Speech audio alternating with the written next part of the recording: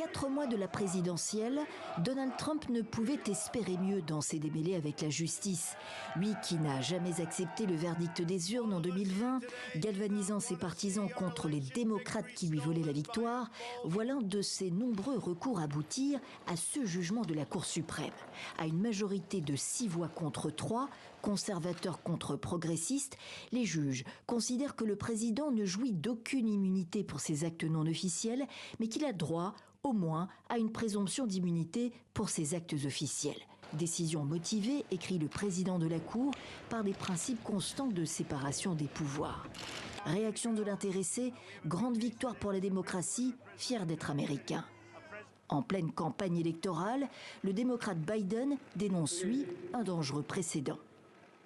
Avec la décision de la Cour suprême aujourd'hui, l'égalité de tous devant la loi a fondamentalement changé. Elle signifie presque certainement qu'il n'y a pas de limite à ce qu'un président peut faire. C'est un précédent dangereux parce que le pouvoir de la fonction ne sera plus limité par la loi. Les seules limites seront celles que le président s'impose. Biden n'est pas le seul à s'inquiéter. Non au tyran, non à la droite radicale, non à la Cour suprême pour son soutien à ce type et non au parti républicain qui a démissionné devant Trump, qui se présente comme son sauveur. Il n'en est pas un, il est le diable, il est dangereux, Donald Trump. La Cour suprême jette un certain trouble, conviennent les experts. Ce que fait le jugement, c'est interroger quels actes présumés de Donald Trump peuvent être sujets à poursuite. Il établit différents niveaux d'immunité présidentielle. Il dit littéralement qu'un ancien président peut jouir d'une certaine immunité, ce qui, évidemment, n'aide pas vraiment à y voir plus clair.